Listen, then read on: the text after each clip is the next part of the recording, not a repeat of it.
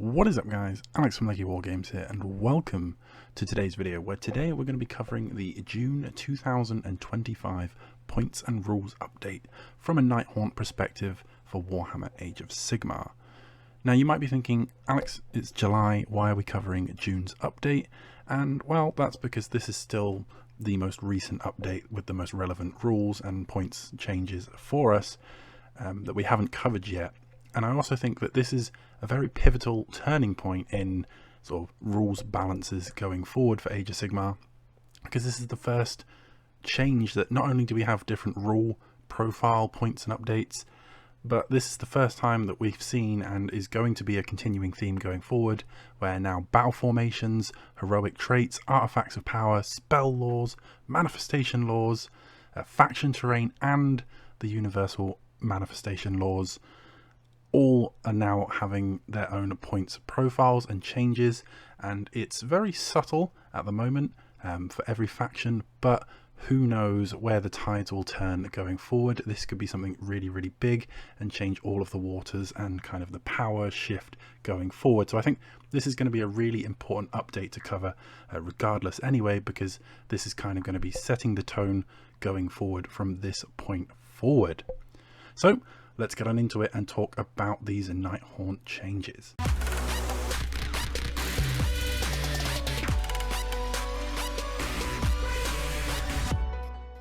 Okay, so we're going to waste no time at all today and jump straight on into these points changes.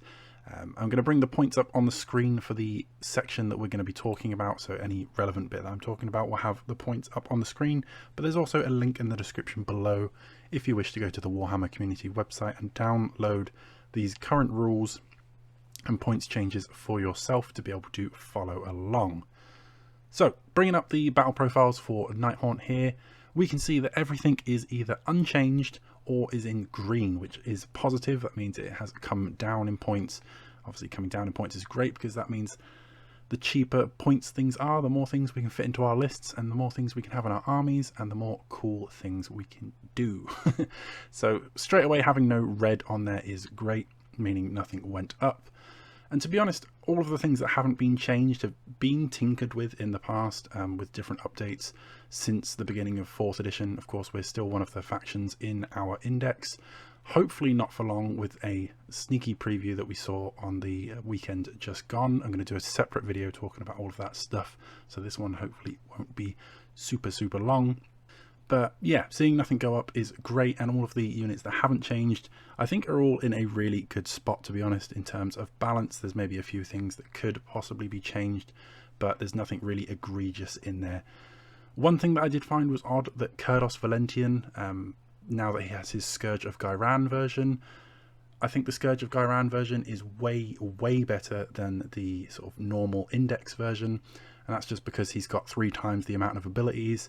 His attacks are way more consistent, because one of those abilities basically will put him on 2s and 2s to hit and wound with that lovely scepter attack 9 times out of 10, because it's going to be really difficult to find something that's got a better control than him. And to be honest, if you see something on the table with a better control than him, just steer him into something else and let him go and kind of beat on those inferior control units, so he gets that nice stat boost and just turns him into a combat machine. So I think it's really weird that they're both still 190 points and one of them is definitely better than the other one. I wouldn't have been surprised to see the Scourge of Ghyran, Kurdos, go up maybe 10 points to 200, and then the index version come down maybe 10-20 points to 180, 170, just to give them a bit of differential between the two. And if you want to take the one that's not as good, in my opinion, then you know, you can save yourself a few points there if you really wanted to. But I mean, the fact that the better one didn't go up at all is going to be a win for us anyway, so we'll take that as a win. So let's talk about the things that have actually changed, and we're going to start at the top of the list of changes and work our way down. So we're going to start with the Knight of Shrouds on Ethereal Steed, who's come down 20 points to 170. Now, I don't think we're really going to see any of the Knight of Shrouds on Ethereal Steed because of this change, and we haven't really seen him in much of 4th edition at all. Although it has been nice that they separated the Ethereal Steed Knight of Shrouds and the Foot Knight of Shrouds to actually perform 2 different roles. In 3rd edition they kind of had the same set of rules, but you always took the steeded version because he had more health, higher move because of that steed. The problem is though that he is, you know, primarily a kind of combat support character, but his combat stats are lacking. He's 5 attacks but only hits on 4 with rend 1, damage 2, so kind of just has that normal standard hero profile, which isn't great in combat, even with the crit auto wounds that Nighthaunt has. And being able to pull in a cavalry or war machine unit is great, but really with Nighthaunt, because we have the Auras of Dread, charging in a hero into a combat anyway, we can make an enemy strike last, so we don't really need that auto fighting. Getting the +1 hit is great because obviously it would save your command point instead of using all out attack. But even then, you know, it's just 170 points. Coming down from 190 is great because at 190 you're only 10 points off taking 5 more Hex Wraiths, which have way more health, give you way more control, they do mortal wounds on impacts, they do way more attacks, so their output is higher. So you were always better off just any time that you wanted to take the Night Shrouds on Steed, just taking 5 more Hex Wraiths. And to be honest, at 30 points of a push more, you're probably still better off just taking those Hex Wraiths. One of the things that made the Night Shrouds on Ethereal Steed really cool in 3rd edition was the fact that there were some really cool artifacts and heroic traits that you could give him and make him go from sort of mediocre to potentially good in combat. But those artifacts don't exist anymore, and the ones that we do have that you can give him just don't turn him really into a combat machine anyway. So there's the new one from the Scourge of Ghyran update with the Tombstone of the Penitent that you give him extra attacks, but again, because of that mediocre to hit and the low rend and not really surprisingly good damage, it's just not worth it, and you're better off just taking a different artifact on a different hero. And next on our list leads us to the Cruelghast Cruciator. Now this is a hero that I haven't played a lot of, and I talk a lot in the Lakey Wargames Discord with other fellow Nighthaunt players, and they have always been much more of a fan of the Cruciator than myself. And it was only, well, I say only recently, I always get told, you know, the different tricks that you can do with the Cruciator, but I don't think I have appreciated them much until recently, when I have been playing the Cruciator alongside Reikenor.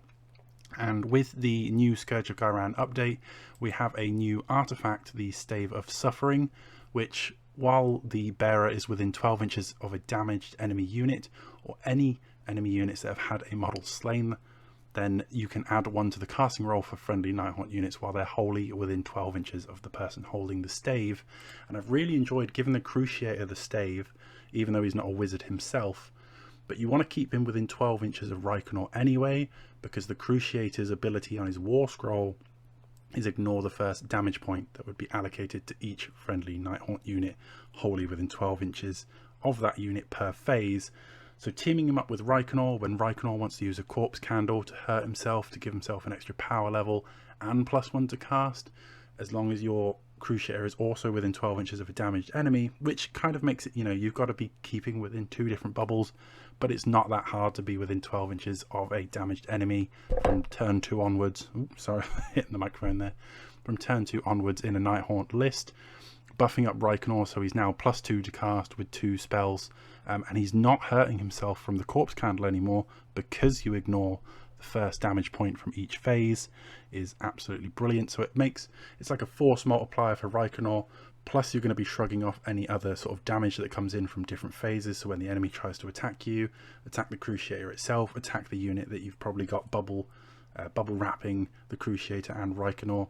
So I think it's really, really cool for that, and he's come down 10 points to 140. So I've tried him out in my last handful of games alongside Reikenor with that stave, and I've been really, really liking that combination, just purely for making Reikenor that much, you know, more consistent with his spell casting, but also means that he's not killing himself so fast. It means that I don't have to keep rallying Reikenor every few turns just to make sure he's topped up with health, because there's nothing worse than having Reikenor chip a few wounds off of himself, weakening himself, and then the enemy just is able to get a snipe in on him. So keeping him basically on 7 health all the time and having even better spell casting than normal has been fantastic, and having the Cruciator cheaper for that combo is awesome. So coming down 10 points, it's not a lot, but it was enough for me to try him, and I think now I appreciate him more, and even at 150 I would have been quite happy with that. The only thing I find with the Cruciator is he does take up a whole drop of himself. So I usually like to be, at the moment, running Reikenor, a Guardian of Souls, and a Cruciator, so that does make me a 3-drop list. Nighthaunt doesn't terribly hate being higher drops than a lot of other armies, but you know, depending on the kind of personal list that you're trying to build, that is just something to bear in mind, that of course you're going to have a whole other drop if you do start running the Cruciator, whereas if he was a Cursed Soul it would be nice to kind of tuck him inside another regiment, but unfortunately that's not the case here.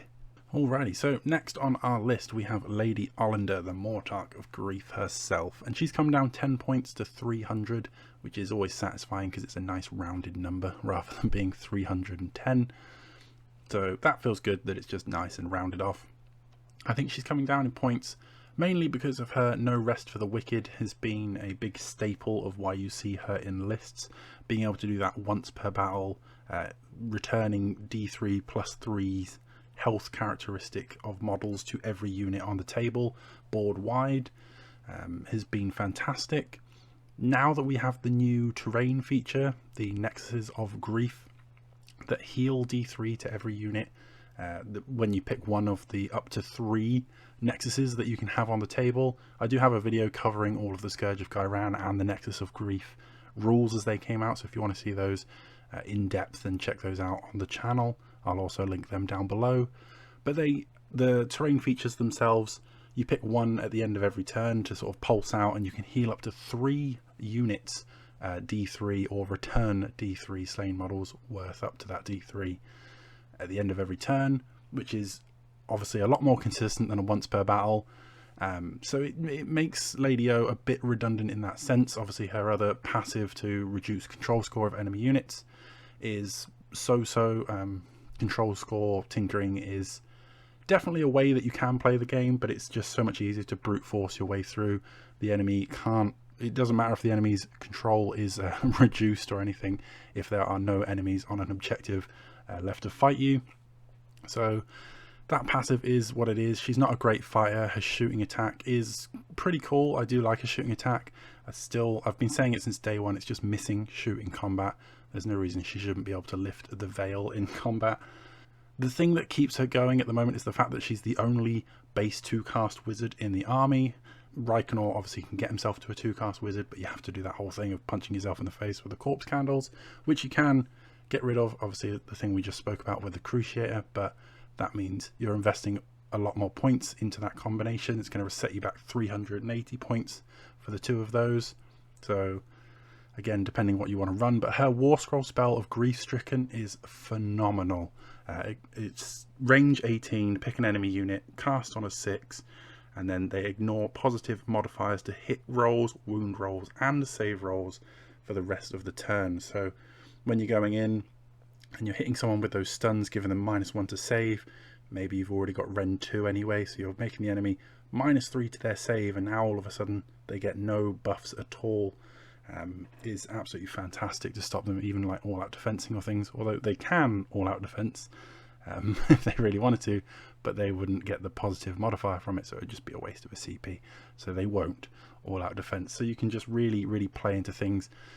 Obviously being able to use magical intervention, cast this on the enemy turn, it only goes up to a 7, so on average you will get that on a 2d6. 7 is the average roll. Of course there's always the chance to fail it, have it unbound, etc, etc. So it's 300 points basically for the access to the Wizard 2 and the Grief Stricken spell, and because that's on her War Scroll, you know, you can't get that anywhere else. So I think that's where a lot of her stock lies. You can still use her heal, of course, to try and overload someone. Like if you have a unit of 20 Bladegeist Revenants, they get taken down to like 1 or 2 more models. All of a sudden you pop No Rest for the Wicked, so you heal D3 plus 3 of them back. You cast Spectral Law to return D6 more of them, and then you use the terrain feature at the end to do another D3. Of course you can really replenish those wounded units for that kind of 1 turn ramp up style.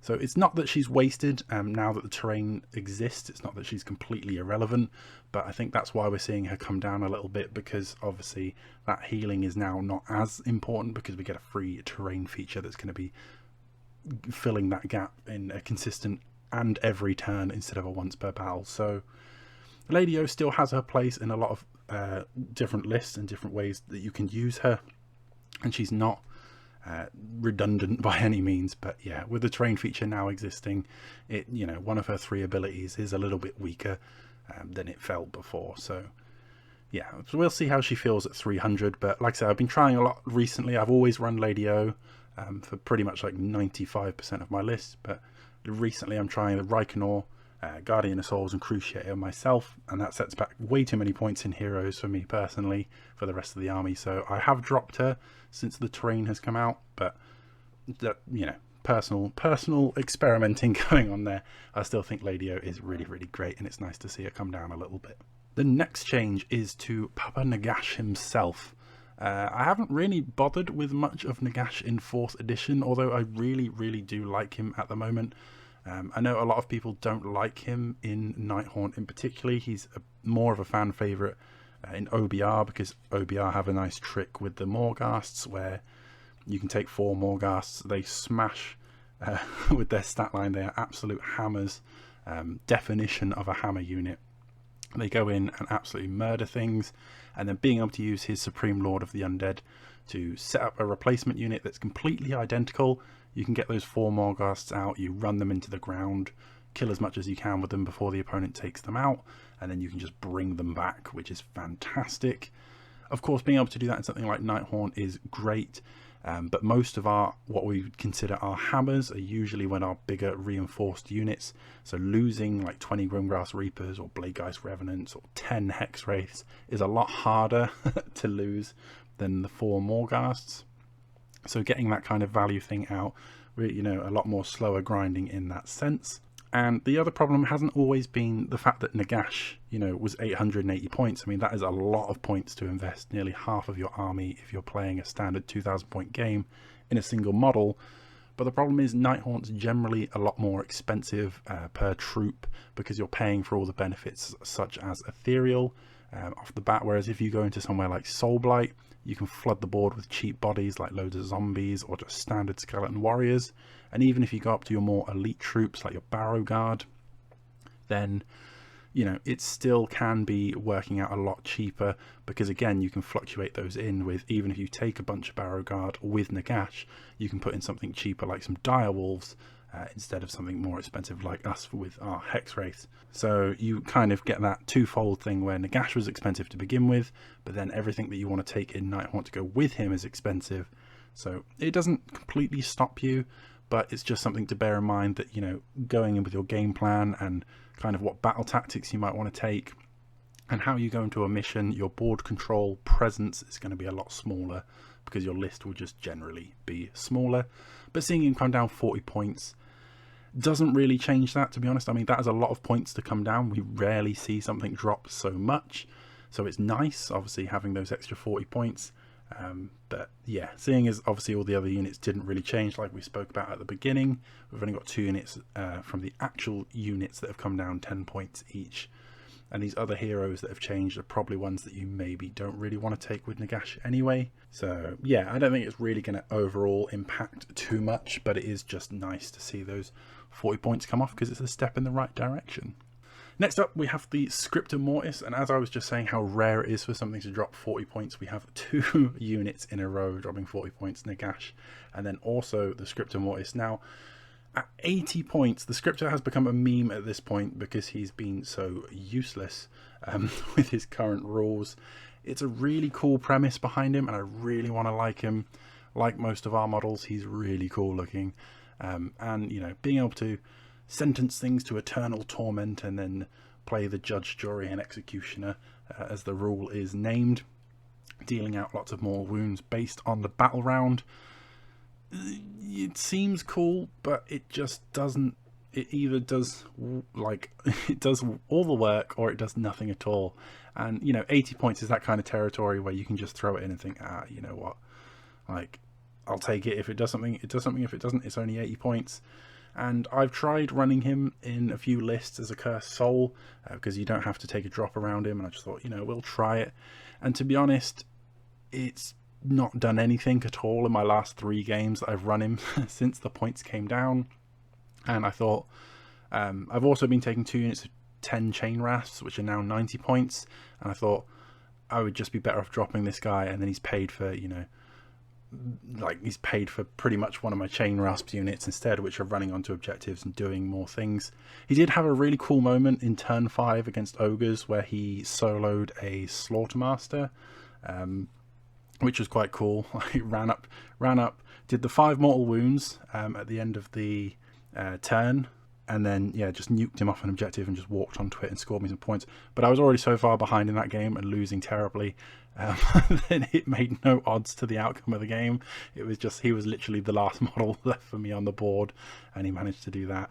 And yeah, so but other than that, I mean, you know, again, for 80 points you can literally try and roll the dice with him, but it's just the fact that, you know, he has to get in range. You have to roll the 3+ to sentence something, then you have to roll a 4+ to do any damage, and then it's tied to the battle round.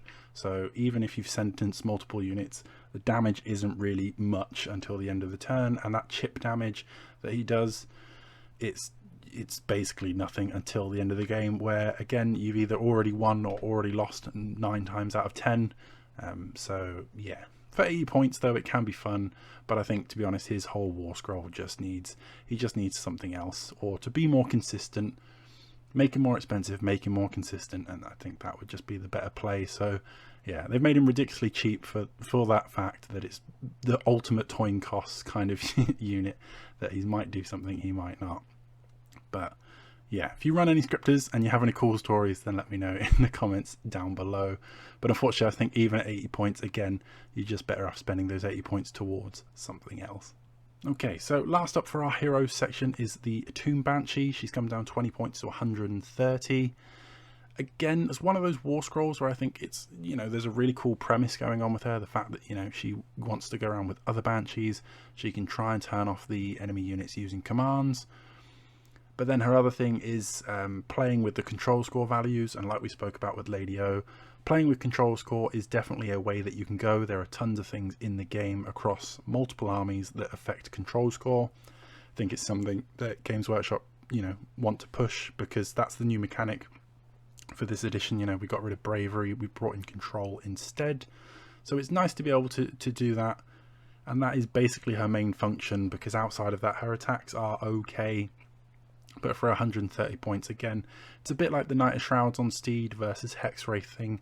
You're better off just putting those 130 points towards more troops on the table. They will do more damage than your Tomb Banshee, and the abilities that she brings to the table don't quite ramp up in an effective way. So the fact that she's come cheaper and she can be a cursed soul, so she won't use a drop, I think she's perfectly fine for fun lists. But if you want to kind of min-max and go for the most competitive play, you're not really going to see her.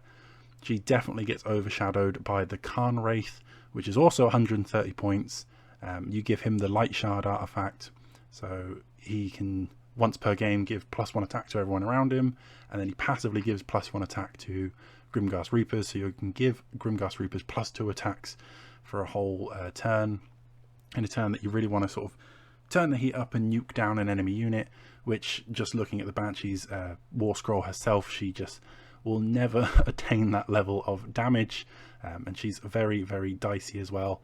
D3 screaming attacks, D3 damage on those attacks, D3 damage on her dagger. Like, she's one of the ultimate swingy pieces in terms of putting out damage, and again, her abilities in that support role just really don't kind of make the cut, in my opinion. So coming down is great to save points for fun things, but again, in that competitive element, I just don't think she's relevant. We've got so much better, more consistent units to be able to take instead.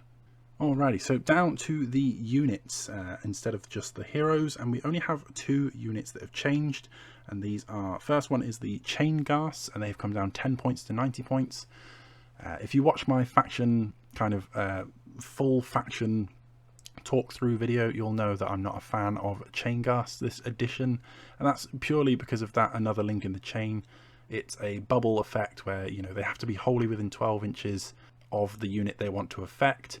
Then it's on a dice roll, so you have to roll 3+ for that ability to even work. You can get +1 to that, so it goes to a 2+, but then you have to be within another 12-inch bubble of a Spirit Torment, which then means you're paying another 120 points, I think it is, Spirit Torment? 130 points.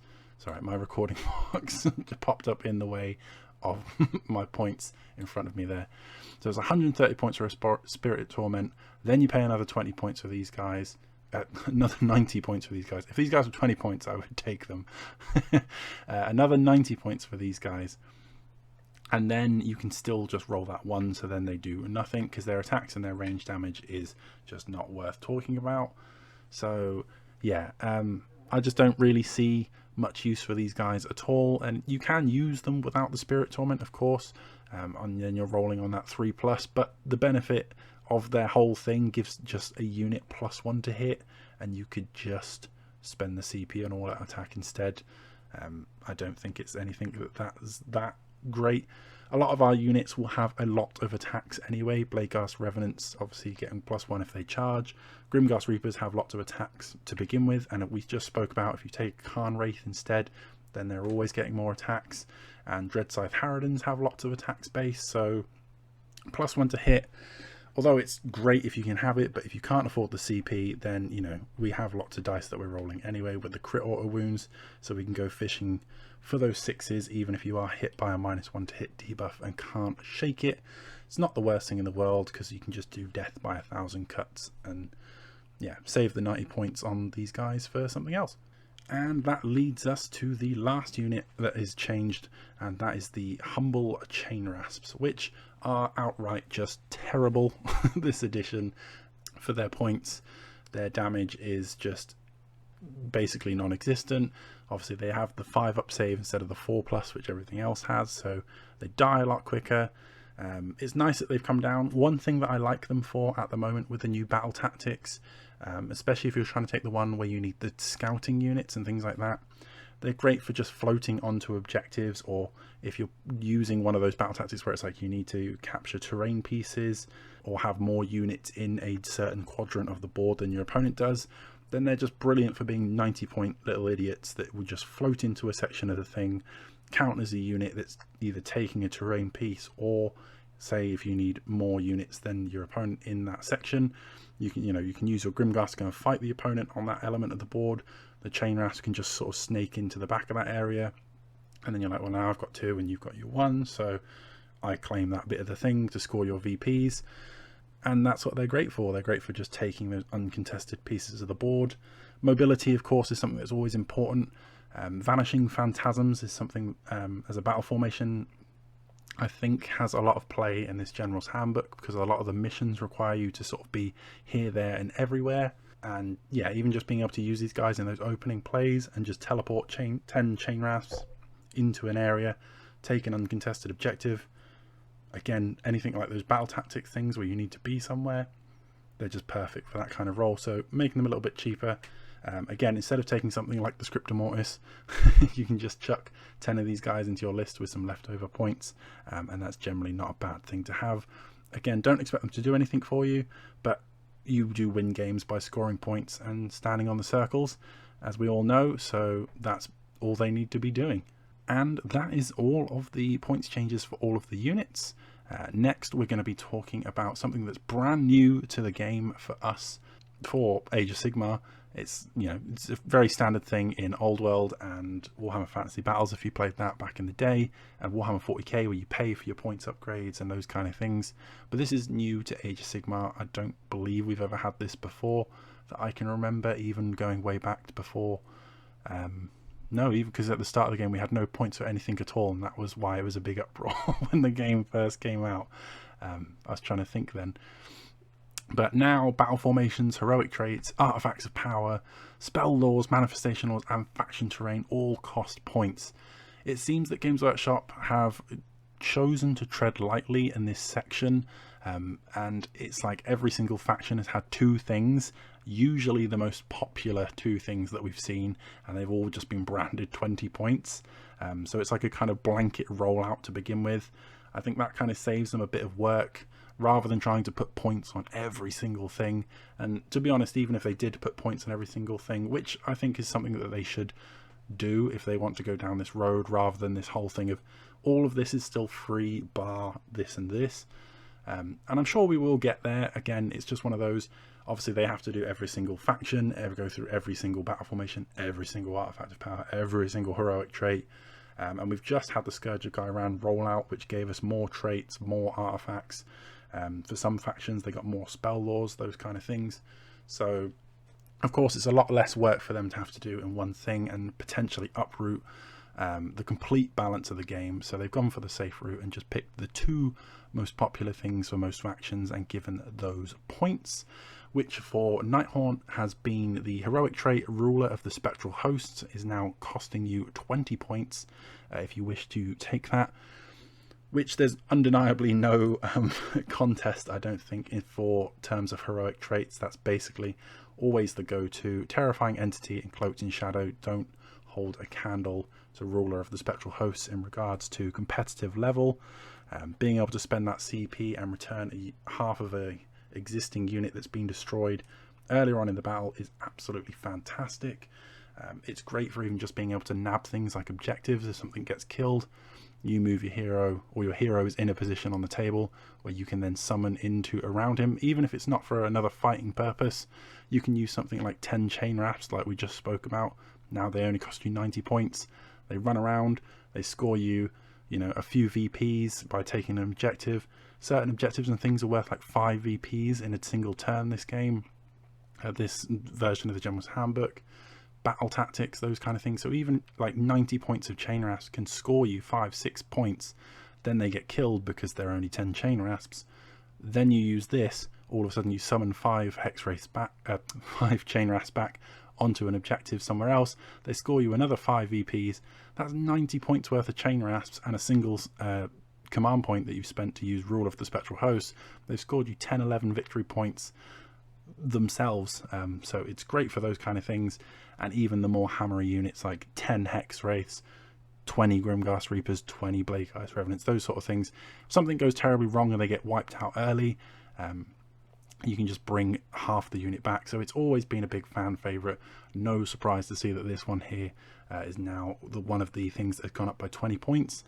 The other thing that was chosen was the Artifact of Power, the Light Shard of the Harvest Moon. And again, no surprise at all with the index. We had the Familiar and the Soulfire Ring. Similar thing to how, Terrifying Entity and Cloaked in Shadow were to Rule of the Spectral Hosts. Those other 2 artifacts just aren't good enough compared to Light Shard. Light Shard isn't the most broken artifact in the game by any means, but it's just the fact that compared to the other 2, it was just that much better, that you would just see Rule of the Spectral Hosts and Light Shard basically tacked onto every list because the other choices just weren't worth it. Not saying that you can't do things with the other ones, but they're just so much easier blanket things to pull off. Being able to do that once per battle plus 1 attack. Like we spoke about, a big popular thing was using a Khan Wraith, Grimghast Reapers, giving them all +2 attack for that turn. They already have a bucket load of attacks built into their profile. You get them into some infantry, so they then do their crits on 5s, and they have an absolute whale of a time. And they're also the cheapest of the battle line, or the big 3 battle line. So that would be your Blade Geist Revenants, your Grimghast Reapers, and your Dread Scythe Harridans. The Reapers are also the cheapest ones, so you can put out a whole lot of attacks, spend the least amount of points, and yeah, use Light Shard effectively alongside those.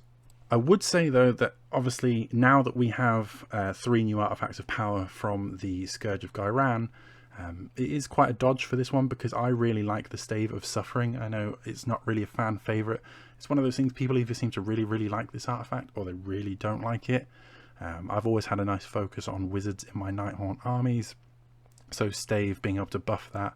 And I found that, being in range of a damaged enemy unit or someone that's had things slain is really not that difficult. And getting that payoff of the +1 cast has been really nice. So I've been saving myself the 20 points. I still take Ruler of the Spectral Host because the other 2 heroic traits just really don't do anything at all. So yeah, I've been saving 20 points by dropping Light Shard and putting Stave into my list. But again, at the top min-maxing thing, I still think Light Shard and Ruler, even though they're now both 20 points, so it's going to cost you an extra 40 points to run the 2 of them. I don't think it's going to make a single real difference to anyone because, those are the 2 favourites for a reason.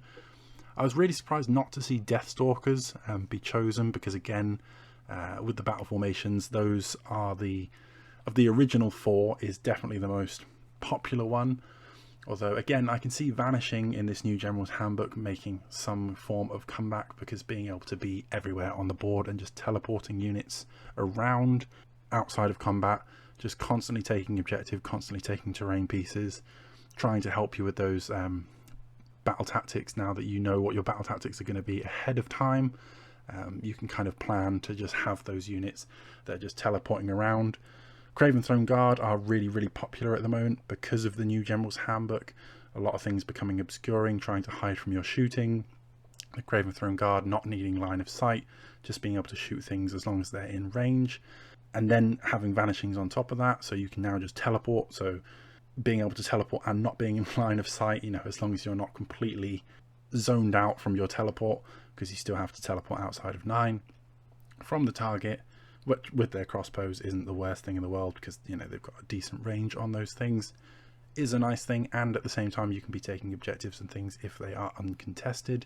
So I think there might be some play for that. But again, it seems like Games Workshop just chose 2 things for every single faction. So Ruler and Light Shard definitely most popular, and obviously Deathstalkers took that massive nerf from being army-wide to just a single unit, so it's not as egregious as it was. So I can see why they went with the other 2 for now. And the last change that we're going to be talking about is the change to universal manifestation laws.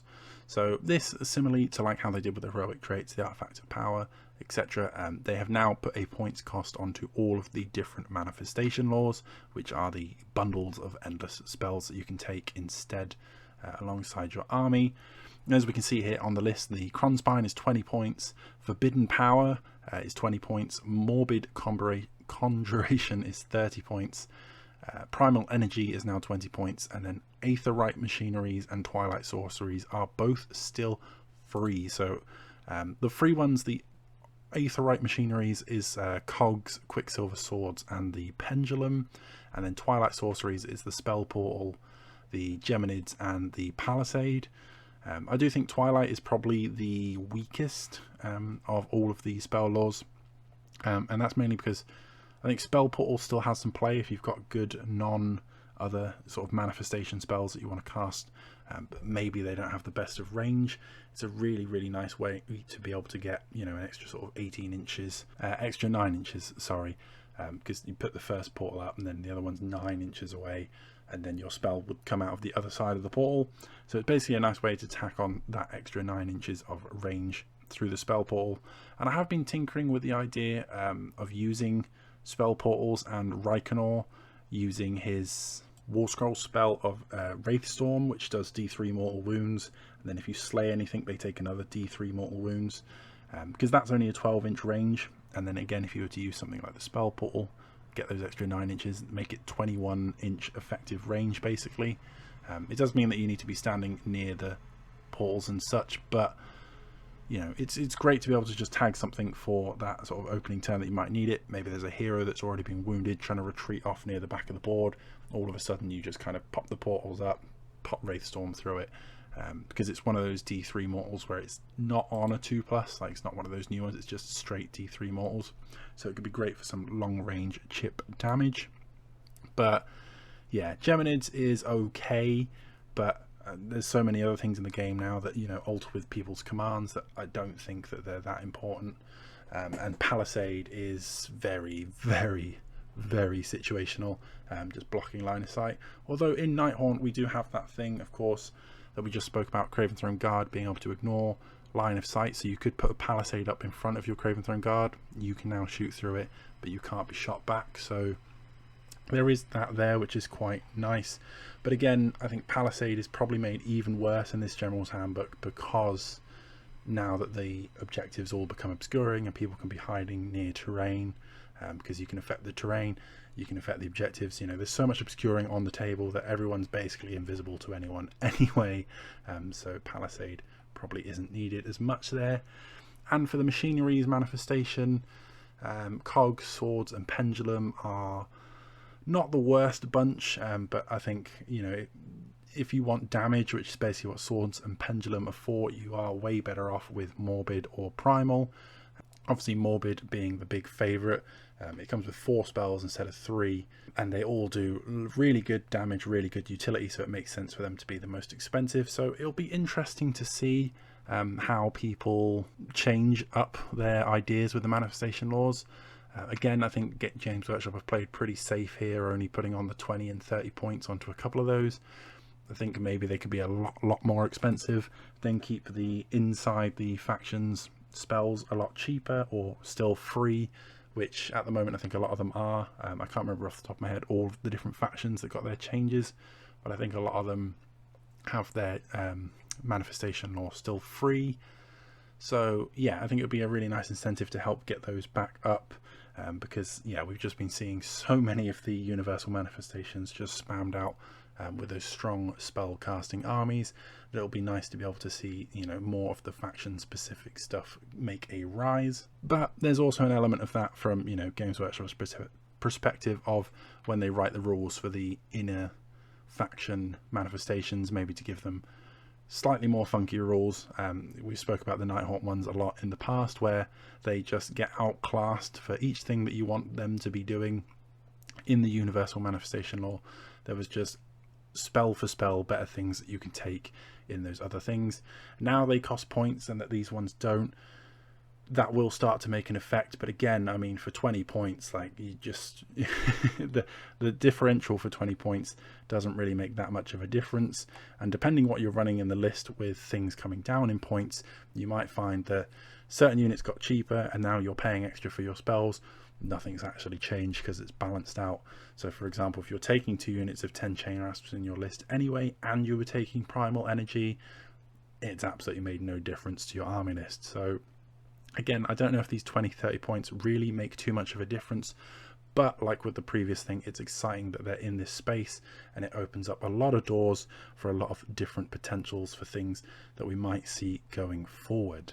So that's pretty much going to be it for today. I'm sorry this has gone on way longer than I expected. I thought this was going to be a nice quick summary, but again, me being me, I just start rambling about things, and here we are. But hey, if you're doing some hobbying or something, maybe it's just nice to have this on in the background, rambling away. But thank you very much for listening, especially if you've made it this far. Let me know in the comments what you think down below with the changes to the Nighthaunt points. And what do you think about these new things, the changes to the universal manifestation laws, and bringing in points for things like artifacts and traits and formations? Do you think this is going to affect the game positively? Are you excited for them like I am, and what this might mean for future balances? Or do you think that maybe Games Workshop should have just left them all free, how they have been through the existence of Age of Sigmar, that we don't need this change necessarily? Either or, let me know in the comments down below. And if you wish to take part in more discussions, you can join the Lakey Wargames Discord, which is also linked in the comments section below. But that's everything from me today. As always, guys, stay safe and happy wargaming.